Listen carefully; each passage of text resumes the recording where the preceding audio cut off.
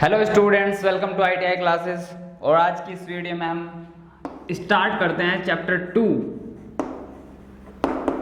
Two of ITI employability skills. Employability skills का आपका जो चैप्टर 2 है कंप्यूटर ऑपरेटिंग सिस्टम। आज हम ये स्टार्ट करते हैं कंप्यूटर ऑपरेटिंग सिस्टम।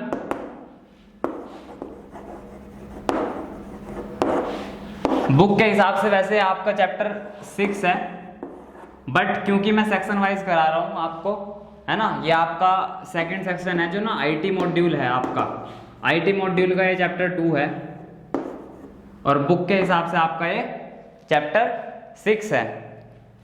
तो इस वीडियो में हम करेंगे जितना भी हो पाएगा, है ना। जैसे कंप्यूटर ऑपरेटिंग सिस्टम है आपका चैप्टर, तो इसमें मैं आपको बताऊंगा meaning of computer operating system.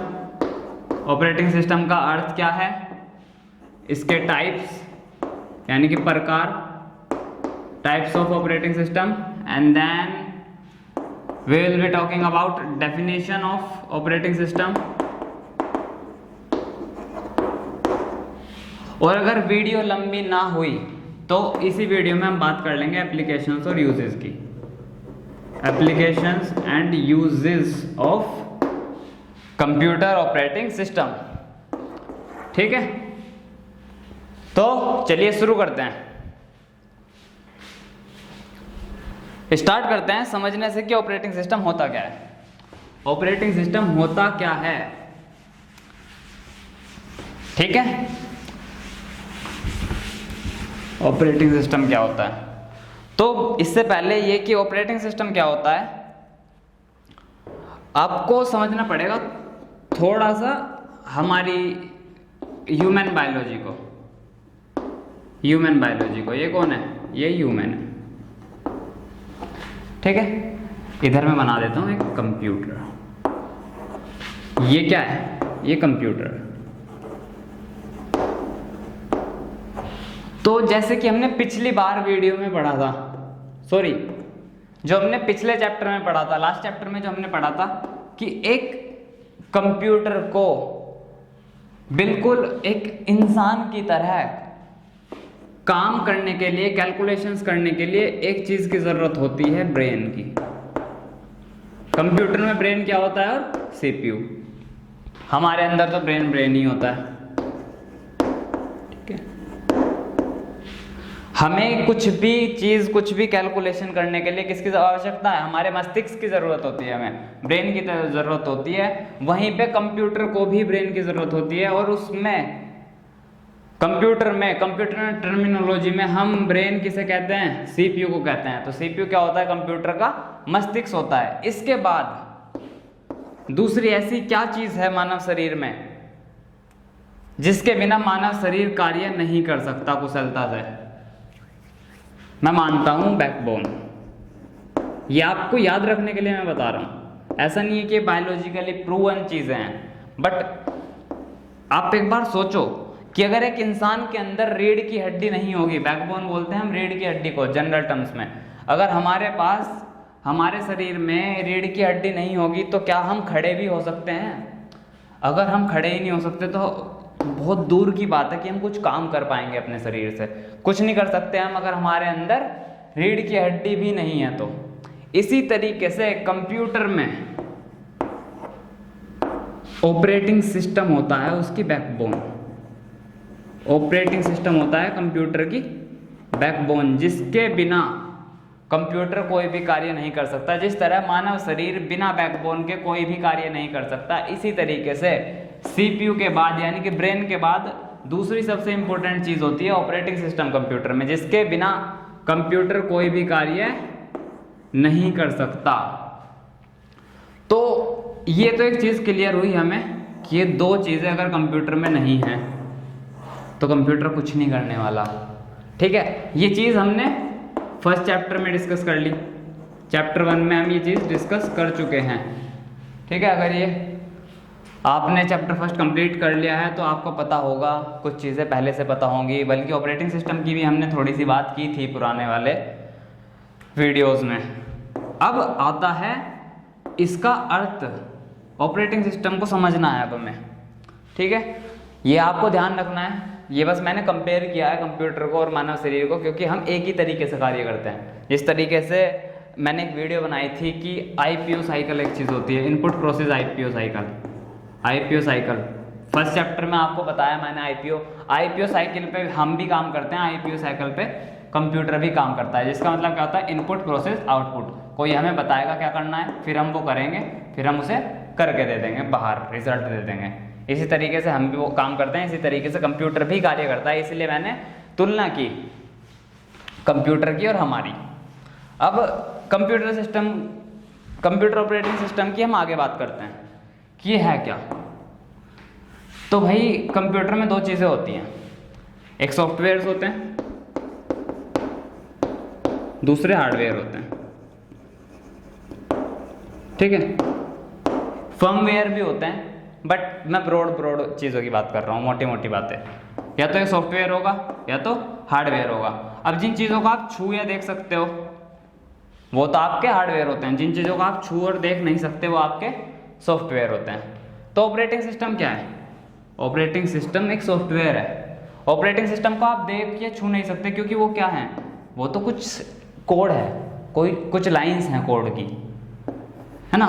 तो ऑपरेटिंग सिस्टम क्या है? ऑपरेटिंग सिस्टम एक सिस्टम सॉफ्टवेयर है। स्पेसिफिक अगर मैं कह दूं तो क्या है, ऑपरेटिंग सिस्टम एक सिस्टम सॉफ्टवेयर है जो क्या करता है, कंप्यूटर में जितने भी ऑपरेशंस होते हैं उन्हें कंट्रोल करता है। क्या है ऑपरेटिंग सिस्टम? ऑपरेटिंग सिस्टम एक सिस्टम सॉफ्टवेयर है जो कंप्यूटर में जितने भी ऑपरेशंस होते हैं उन सब ऑपरेशंस को कंट्रोल करता है। कौन सी चीज़ पहले होगी कंप्यूटर में, कौन सी चीज़ बाद में होगी, कहाँ से इनपुट लेना है, कहाँ आउटपुट शो करना है, ये सारा का सारा कार्य क्या होता है, ऑपरेटिंग सिस्टम की मदद से किया जाता है, ठीक है। अब साधारण भाषा में समझते हैं इसको, ठीक है। कंप्यूटर ऑपरेटिंग सिस्टम क्या है? एक मास्टर कंट्रोल प्रोग्राम है।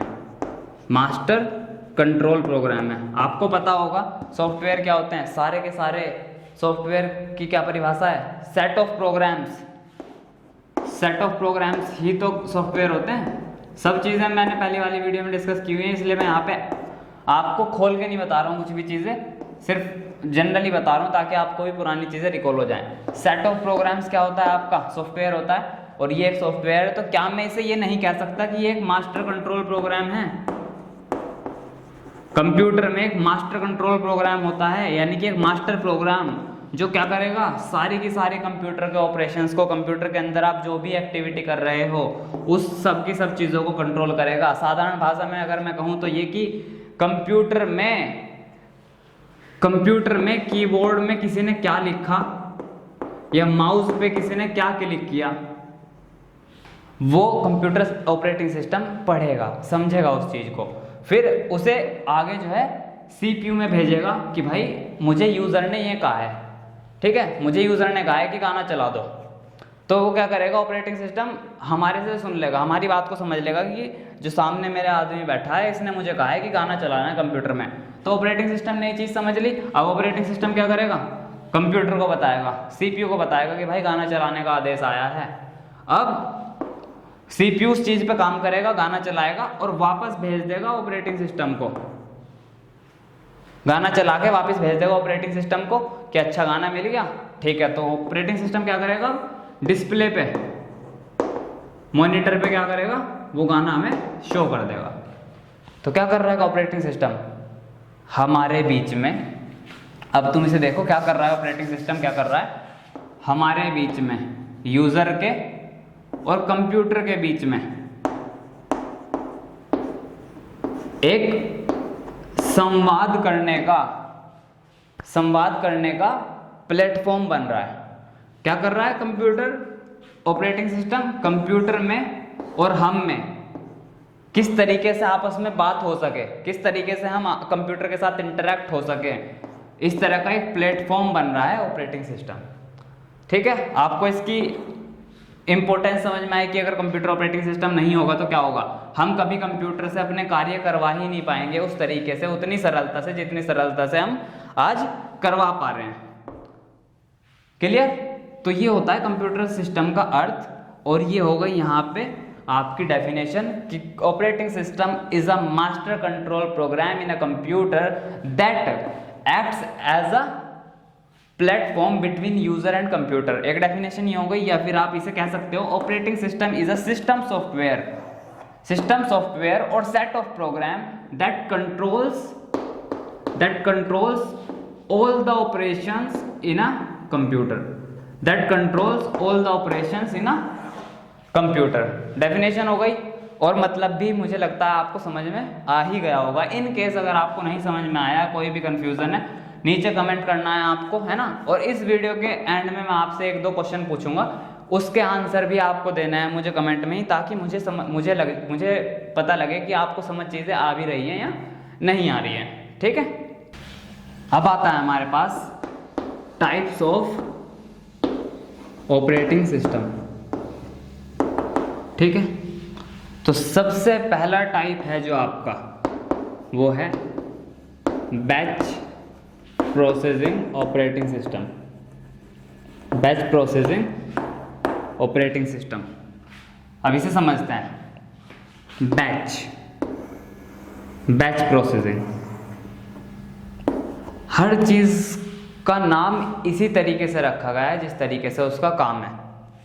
ठीक है, अगर आप नाम समझ सकते हो तो आपको दिमाग में खुद ही आ जाएंगी चीजें कि ये क्या काम करता होगा। बेसिकली बैच क्या होता है भाई, अगर एक क्लासरूम है या फिर आप ट्यूशन जा रहे हो, और सपोजिडली आप जो है इसे ना क्लास के हिसाब से समझो, जैसे ऐसे समझो क्लास 9 है, आप जो है 9th या 10th 11th या किसी भी क्लास में हो, तो ऐसे ही तो बोलते हैं कि क्लास 9 का एक बैच चल रहा है, क्लास 10 का एक बैच चल रहा है, क्लास 12th का एक बैच चल रहा है, क्लास 11th का एक बैच चल रहा है। तो हम क्या कह रहे हैं, हम बैच किसे कह रहे हैं यहाँ पे, हम बैच कह रहे हैं जहाँ पे एक ही क्लास के बच्चे बैठे हैं जो एक जैसी पढ़ाई कर रहे हैं। बैच किसे कह रहे हैं, जहाँ पे एक ही जैसे बच्चे बैठे हैं, एक ही चीज़ की पढ़ाई कर रहे हैं, एक ही क्लास के हैं, यानी कि वो बच्चे क्या हैं, सिमिलर हैं, मतलब फेस उनका अलग है। ठीक है, सबका फेस अलग होगा जितने ही बच्चे बैठे होंगे, बट वो जो काम वहाँ कर रहे हैं बैठ के, वो काम सेम है। इसी तरीके से कंप्यूटर में बैच प्रोसेसिंग ऑपरेटिंग सिस्टम कौन सा ऑपरेटिंग सिस्टम होता है, जो अलग अलग काम को जैसे जॉब 1 है, जॉब 2 है, जॉब 3 है, इन सब को अगर ये एक जैसे हैं, ध्यान देना, अगर ये सारे के सारे काम जॉब 1, जॉब 2, जॉब 3 सब एक जैसे हैं, तो क्या करेगा, इनका पहले बैच बना लेगा, इन्हें एक जगह इकट्ठा कर लेगा, उसके बाद इन पे काम करेगा, उसके बाद ये काम जो है सीपीयू में होने जाएगा, ठीक है। तो ये क्या कर रहा है, ये क्या करता है, एक ही जैसी जो काम होगा कंप्यूटर में, जो एक ही जैसा काम होगा, उसका पहले एक बैच बनाएगा, यानी कि उस सारे काम को एक जगह इकट्ठा कर लेगा और उसके बाद उस पर काम करेगा। ठीक है, अब इसका एग्जाम्पल लेने की कोशिश करता हूं मैं। जैसे कि आप समझो, मुझे बिल प्रिंट करना है, तो मेरे पास 20 बिल हैं।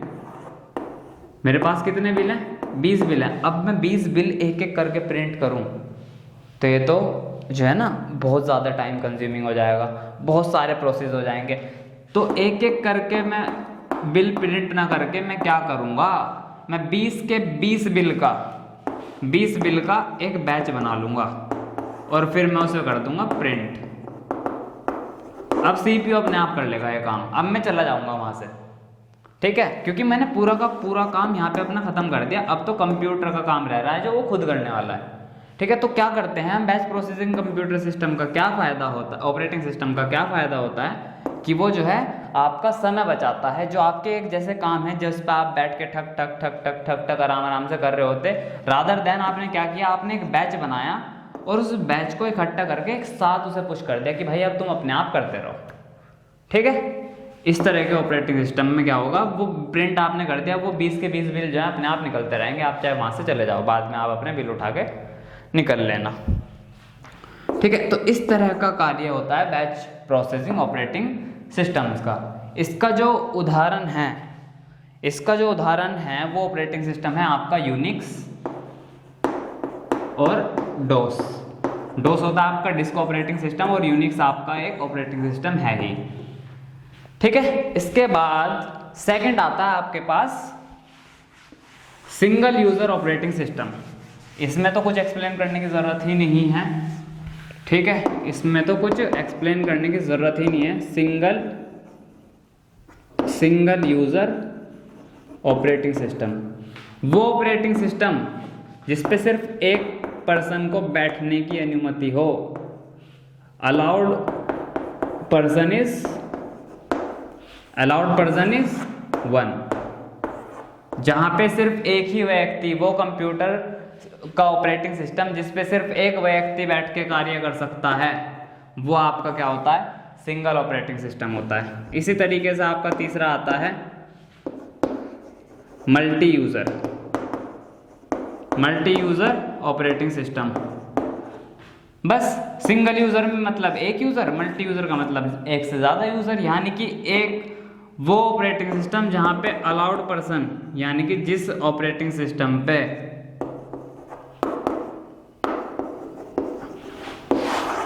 एक से ज्यादा लोग बैठ सकते हैं, वो आपका क्या होता है, मल्टी यूजर ऑपरेटिंग सिस्टम होता है। इसके बाद फोर्थ आता है आपका मल्टीटास्किंग ऑपरेटिंग सिस्टम। क्या आता है आपका, multitasking operating system. Multitasking operating system. ध्यान से देखो इसमें क्या लिखा है, मल्टीटास्क। एक टास्क क्या होता है, टास्क होता है एक तरह का कार्य है। यहां पे आप क्या कह रहा है, ये मल्टीटास्क, यानी कि जहां पे एक से ज्यादा टास्क को एक साथ किया जा सके, उस तरह के आपके ऑपरेटिंग सिस्टम होते हैं मल्टीटास्किंग ऑपरेटिंग सिस्टम। क्या होते हैं आपके, मल्टीटास्किंग ऑपरेटिंग सिस्टम, जहां पे क्या कर सकते हो आप, एक से ज्यादा कार्यों को कर सकते हो एक ही समय में। जैसे एक विंडो आपने खोल रखी है, यहाँ पे आपके गाने चल रहे हैं, फिर आपने एक विंडो खोल ली जहाँ पे आपका जो है इंटरनेट पे आपका काम चल रहा है, एक आपने खोल लिया कुछ पेंट या कुछ भी, तो आप क्या कर सकते हो, आप कभी इस पे चले गए, कभी इस वाली पे चले गए, कभी इस वाली पे चले गए। एक टास्क ये हो गया, एक टास्क ये हो गया, एक टास्क ये हो गया, और ये तीनों की तीनों चीज़ें क्या कर रखी है आपने, एक साथ चला रखी है। कभी आप इस पे चले जाते हो, कभी इस पे चले जाते हो, कभी इस पे चले जाते हो। ठीक है, तो इस तरह के ऑपरेटिंग सिस्टम जो इस तरह के कार्यों को करने में सपोर्ट करें आपको, वो आपके क्या होते हैं, मल्टीटास्किंग ऑपरेटिंग सिस्टम होते हैं। ये भी जो है आपके दो तरह के होते हैं मल्टीटास्किंग ऑपरेटिंग सिस्टम भी। एक होता है आपका प्रीम्प्टिव मल्टीटास्किंग ऑपरेटिंग सिस्टम, और दूसरा होता है आपका कोऑपरेटिव। दोनों में कुछ ज़्यादा फर्क नहीं है। ठीक है, दोनों में ही मल्टीटास्किंग होगी, बट सीपीयू में किस तरीके से प्रोग्राम जाके बाहर आएगा, बस इसमें फर्क है। तो कोऑपरेटिव में क्या होता है, ये जैसे आपका सीपीयू है, एक कार्य इसमें हो रहा है, तो एक कार्य इसमें जब तक होता रहेगा जब तक ये कार्य पूरा ना हो जाए, और जैसे ये कार्य पूरा हो जाएगा तो ये वाला तो पार्ट जो है आपका बाहर आ जाएगा, और दूसरा जो इसके बाद लगा हुआ था लाइन में वो इसके अंदर चला जाएगा। ठीक है, तो ये क्या हो रहा है, पहले एक कार्य हुआ, फिर एक कार्य पूरा हो गया, तब जाके दूसरा कार्य स्टार्ट हुआ। सही है, बट प्रीम्प्टिव में क्या होता है, ये सीपीयू है। ठीक है, इसमें क्या हुआ, एक कार्य हुआ, एक कार्य इसमें चल रहा था, वो कार्य पूरा हो गया, पूरा करके इसने बाहर निकाल दिया उसको, सीपीयू खाली हो गया, फिर इसके अंदर दूसरा कार्य गया। ठीक है, कभी देखो आपने आप ना जैसे एक कार्य आपने चला रखा है, आपने गाने बजा रखे हैं, आपने दूसरी चीज़ पे क्लिक करके दूसरी चीज़ खोल दी, तो उसमें कुछ जो है कुछ समय लग गया उसे खुलने में, इसके जो एक्स्ट्रा चीज़ें थी वो बाहर निकली, फिर इसकी नई चीज़ें जो है इसके अंदर गई, तब जाके वो स्टार्ट हुआ।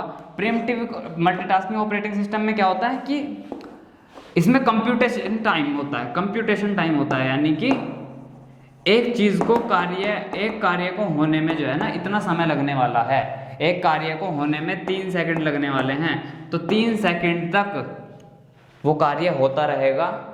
उसके बाद जैसे ही दूसरा कार्य होगा उसे भी कंप्यूटर कैलकुलेट कर लेगा, अच्छा इसमें 2 सेकंड और लगेंगी, तो उसे क्या करेगा, अकॉर्डिंगली बांट देगा कि 3 सेकंड जो है यहाँ पे इस्तेमाल हो जाएंगी, 2 सेकंड यहाँ इस्तेमाल हो जाएंगी। और क्या करेगा ये पैरेलल क्या कर लेगा, चीज़ों को डिफाइन कर लेगा। एक पुराना एक इसका प्री डिफाइंड क्राइटेरिया होता है कि इस आधार पे कार्य होगा, इस तरीके से कंप्यूटेशन टाइम कलेक्ट होगा, कैलकुलेट होगा कि एक कार्य को इतने सेकंड लग रहे हैं, दूसरे को इतने सेकंड लग रहे हैं, उस आधार पे ये कार्य करेगा। फिर उस आधार पे प्रोग्राम्स इसके अंदर जाएंगे और उस हिसाब से प्रोग्राम इसके बाहर निकलेंगे, ठीक है। इसके बाद आपका आता है 5th मल्टीटास्किंग ऑपरेटिंग सिस्टम के बाद आता है आपका real time sharing operating system, ठीक है। ये बिल्कुल ऐसा है जैसा भी हमने पढ़ा, real time sharing operating system, ठीक है। इसमें क्या होता है, रियल टाइम का मतलब होता है जब चीज़ें साथ के साथ चल रही होती हैं। जैसे इधर आपने इनपुट डाला, इधर प्रोसेस हुआ, उधर आउटपुट निकल गया, इसी तरीके से दूसरा इधर इनपुट डाला, उधर आउटपुट निकल गया आपका, ठीक है। तो रियल टाइम शेयरिंग में क्या होता है, रियल टाइम शेयरिंग में आपका जो एक यूज़र यहाँ बैठा है लोकेशन ए पे, एक यूज़र आपका यहाँ बैठा है लोकेशन बी पे, और ये दोनों के दोनों एक ही कंप्यूटर पे काम कर रहे हैं, दोनों एक ही कंप्यूटर पे काम कर रहे हैं। तो इस वाले का कार्य का इनपुट इसे वापस आ जाएगा उसी टाइम जिस टाइम ये कार्य कर रहा होगा। ऐसा नहीं होगा कि इसका बाद में होगा काम, और जो है अगर पहले इनपुट इसने दे दिया तो पहले इसका आएगा, नहीं, ये जब देगा इसका वापस तभी आ जाएगा, और ये जब इनपुट देगा इसका वापस आउटपुट तभी आ जाएगा। तो रियल टाइम ऑपरेटिंग सिस्टम क्या करते हैं, real time sharing operating system क्या करते हैं, जब आप कार्य उस पर कर रहे होते हो उसी वक्त वो आपको रिजल्ट्स भी दे रहा होता है, उसी वक्त वो आपके कार्य के साथ आपके साथ मिलके चीज़ों के ऊपर कार्य कर रहा होता है, ठीक है। ये होता है आपका real time sharing operating system. And then एक सिंपल होता है बिल्कुल time sharing operating system. Multitasking के बाद आपका आता है टाइम शेयरिंग ऑपरेटिंग सिस्टम। इसमें क्या होता है, जो एक यूज़र अगर यहाँ पे है एक ए जगह पे और दूसरा यूज़र एक आपका है बी जगह पे, तो जब ये एक कंप्यूटर पे एक ऑपरेटिंग सिस्टम पे काम कर रहे होंगे तो इसको इसका टाइम दे दिया जाएगा, उसको इसका टाइम दे दिया जाएगा, और इस टाइम को हम कहते हैं क्वांटम या फिर टाइम स्लाइस, ठीक है। ये अपनी कैलकुलेशंस करते हैं कंप्यूटर की तरह, जिस तरीके से कंप्यूटर करते हैं कि अच्छा एक ये आदमी है ए, इसने कंप्यूटर को एक ऐसा कार्य करने के लिए कह दिया जिसमें 3 सेकंड लगने वाली हैं या 5 सेकंड लगने वाली हैं, तो क्या होगा, 5 सेकंड यूज़र बी को इंतज़ार करना पड़ेगा, उससे पहले इसका कार्य कंप्यूटर करे। तो क्या होता है, टाइम शेयर होता है, एक क्वांटम इसको मिल गया, एक टाइम का स्लाइस इसे मिल गया, फिर जब ये करेगा तो इसको पीछे रख दिया जाएगा, फिर इसका काम करेगा, फिर एक टाइम स्लाइस इसे मिल जाएगा, ठीक है। तो बारी बारी ऑपरेटिंग सिस्टम काम करेगा, एक बार इसका काम करेगा, एक बार इसका काम करेगा, एक बार इसका करेगा, एक बार इसका करेगा, ठीक है। और जितनी देर इसका काम हुआ उस पार्ट को ही हम क्या कहते हैं, क्वांटम कहते हैं या फिर टाइम स्लाइस कहते हैं। इसके बाद लास्ट आपका आता है but not least 6th real time sharing operating system. अब जैसे उसमें क्या हो रहा था, एक यूज़र जो है इंतज़ार कर रहा था कि अच्छा पहले उसका काम हो जाएगा, उसके बाद मेरा होगा, तब मेरे पास रिजल्ट आएगा। इसमें ऐसा नहीं होता। इसमें क्या होता है, अगर एक यूज़र यहाँ बैठा है, दूसरा यूज़र यहाँ बैठा है, तो दोनों के टास्क क्या होंगे, साइमल्टेनियस होंगे, एक साथ होंगे, दोनों के कार्य जो हैं एक साथ होंगे। इसका उदाहरण है ऑटो पायलट मैकेनिज्म जो है इस ऑपरेटिंग सिस्टम के साथ मिलके ही ऑपरेट होता है ना। जैसे क्या कहते हैं, इसका कोई एग्जाम्पल एक्चुअली ये सब चीज़ें बहुत ही एडवांस हैं, है ना, ये हमारे जनरल आसपास चीज़ें नहीं की जाती, इसलिए तो थोड़ा सा इसका एग्जाम्पल भी कॉम्प्लिकेटेड होता है। अगर कोई आप में से जानता है कि ऑटो पायलट मैकेनिज्म क्या होता है, जब हम कोई जैसे आजकल जो नई गाड़ियाँ आ रही हैं ना टेस्ला की, उसमें क्या है, वो खुद चलती हैं, उन्हें कहते हैं ऑटो पायलट गाड़ीज़, है ना। और जैसे एरोप्लेन होता है, वो एक हाइट के बाद, बहुत ऊपर जाने के बाद वो ऑटो पायलट पे चलता है, उसे डायरेक्शन बता दी गई कि अब इसके बाद इतना ट्रैवल करना है, फिर इधर मुड़ जाना है, फिर इधर मुड़ना है, इस तरीके से। इसी तरीके से आजकल जो नई गाड़ीज़ आ रही हैं उनमें ऑटो पायलट होता है, तो वो जो मैकेनिज्म होता है जो खुद काम करता है वो आपका ऑटो पायलट मैकेनिज्म होता है, और उसमें जो है आपका real time sharing operating system कार्य करता है। ये हुए आपके टाइप्स ऑफ ऑपरेटिंग सिस्टम। इसमें भी आपके दो प्रकार होते हैं, एक हार्ड टाइम ऑपरेटिंग सिस्टम होता है वो आपका, और एक होता है आपका इसमें soft real time sharing operating system. Hard में क्या होता है कि एक प्रोग्राम डेडलाइन के अंदर अगर हो गया तो हो गया, वरना तो वो क्या हो जाएगा, फेल हो जाएगा। जैसे हमने क्या कह दिया कि जैसे ऑटो पायलट पे गाड़ी चल रही है ना, मुझे पता है वो 5 मिनट में 20 किलोमीटर ट्रेवल कर लेगी। उसके बाद उस गाड़ी को मुड़ना है, उस गाड़ी का मुड़ना ज़रूरी है, ठीक है। तो उसे मैं क्या कहूँगा, डेडलाइन दूंगा ना मैं इसे कि 5 मिनट बाद गाड़ी मुड़नी है। 5 मिनट के बाद अगर 1 भी सेकंड ऊपर हो गया तो गाड़ी मोड़ से आगे निकल जाएगी। तो उस केस में क्या होगा, मैं कंप्यूटर प्रोग्राम को एक डेडलाइन दे दूंगा कि 5 मिनट में कार्य होना ही होना है, और अगर ये वो कार्य ना कर सके, मोड़ ना सके 5 मिनट बाद गाड़ी को, तो क्या हो जाए, गाड़ी बंद हो जाए, सिस्टम फेल हो जाए, ठीक है। इस तरह के ऑपरेटिंग सिस्टम को हम कहते हैं hard real time sharing system, जिसमें क्या होगा, अगर प्रोग्राम टाइम लाइन के अंदर कंप्लीट हो गया तो हो गया, वरना तो क्या हो जाएगा, फेल हो जाएगा। दूसरा होता है आपका सॉफ्ट में क्या होगा, काम डेडलाइन से थोड़ा आगे पीछे भी हो जाए तो बंद नहीं होगा, बस। दोनों में ये अंतर है, ठीक है। ये कुछ बहुत ज़्यादा इंपॉर्टेंट चीज़ें नहीं है इतना डिटेल में, इसलिए मैं इसमें नहीं जा रहा, क्योंकि आगे भी बढ़ना है, मैं वीडियो बहुत लंबी हो जाएगी वरना। उसके बाद आपका आएगा फंक्शंस ऑफ कंप्यूटर, जो इस वीडियो में हम लास्ट पढ़ने वाले हैं। उसके बाद हम बाकी भी चीज़ें कवर करेंगे लास्ट उसमें। जैसे टाइप ऑफ में आपका क्या होता है, नेटवर्क ऑपरेटिंग सिस्टम भी होता है, जैसा आपका मोबाइल ऑपरेटिंग सिस्टम भी होता है। तो ये भी ऑपरेटिंग सिस्टम है जो आपकी बुक में नहीं बताए गए हैं, इसलिए मैं आपको नहीं बता रहा हूँ, ठीक है। अब लास्ट आता है हमारा फंक्शंस ऑफ, इसे मैं जल्दी जल्दी आपको सिर्फ ओरली बता रहा हूँ बोल के।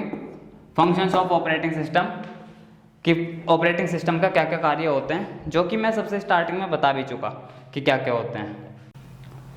ऑपरेटिंग सिस्टम के मुख्य 4 कार्य होते हैं, कंट्रोल नहीं, processing management, memory management,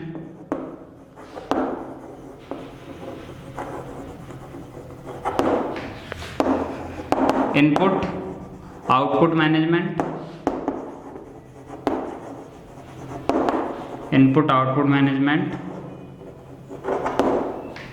and 4th है आपका फाइल मैनेजमेंट।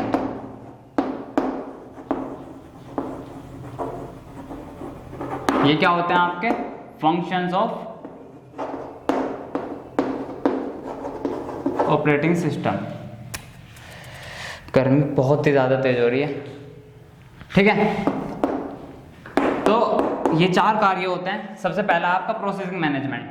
सबसे वीडियो के इंट्रो में ही बात कर ली थी मैंने कि सारे के सारे जितने भी प्रोसेस होंगे कंप्यूटर में, उन सबको मैनेज करने का कार्य क्या होगा, ऑपरेटिंग सिस्टम का होगा। जैसे कि अगर मुझे कंप्यूटर के अंदर एक प्रोसेस करना है, जैसे कि मुझे कंप्यूटर के अंदर बोलना है कि गेम चलाओ, नॉर्मल एक गेम चलाओ, तो कंप्यूटर में ऑपरेटिंग सिस्टम इस बात का ध्यान रखेगा कि गेम कैसे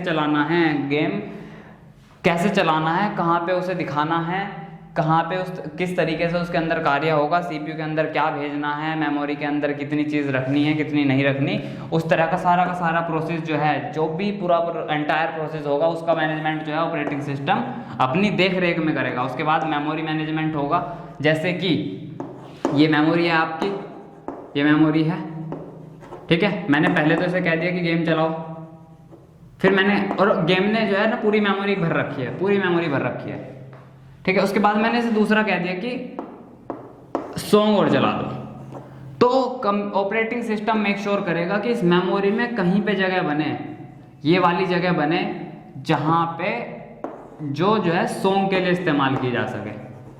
तो कंप्यूटर ऑपरेटिंग सिस्टम इस चीज़ को मेक श्योर करेगा कि मेमोरी किस तरीके से मैनेज की जा रही है, ठीक है। मेमोरी के अंदर जो फाइल्स स्टोर हैं उन्हें वापस रिट्रीव करना है तो कहाँ पे वापस लेके आना है उन्हें, और कहाँ पे जाके उन्हें सेव करना है ताकि उन्हें दोबारा से निकाला जा सके। इसी तरीके से इनपुट आउटपुट, ठीक है। सब चीज़ों की बात हम पहले कर चुके हैं इसलिए मैं जल्दी जल्दी बता रहा हूँ। इनपुट आउटपुट का क्या काम होगा, यहाँ पे कंप्यूटर ऑपरेटिंग सिस्टम हर चीज़ जानता है, कंप्यूटर ऑपरेटिंग सिस्टम हर चीज़ जानता है कि जो मॉनिटर है कंप्यूटर में, इस पर डिस्प्ले किया जाता है कुछ भी, इस पर चीज़ें दिखाई जाती हैं। कंप्यूटर ऑपरेटिंग सिस्टम को पता है कि अगर ये स्पीकर है ना तो इसमें से आवाज़ बाहर आएगी, तो और कंप्यूटर ऑपरेटिंग सिस्टम को पता है कि अगर ये कीबोर्ड है तो जो कीबोर्ड पे बटन दबा है वो इनपुट है, तो कहाँ से किस डिवाइस से इनपुट लेना है, किस डिवाइस पे आउटपुट दिखाना है,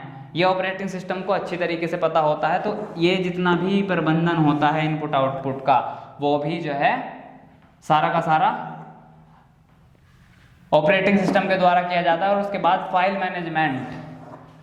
मैनेजमेंट यानी कि जितनी भी कंप्यूटर में आपकी फाइल्स हैं वो कहाँ पे स्टोर हैं और जब आप उन्हें खोलोगे, जैसे कि एक डॉक फाइल है, यानी कि एक डॉक्यूमेंट फाइल है या फिर एक पीडीएफ फाइल है, ठीक है।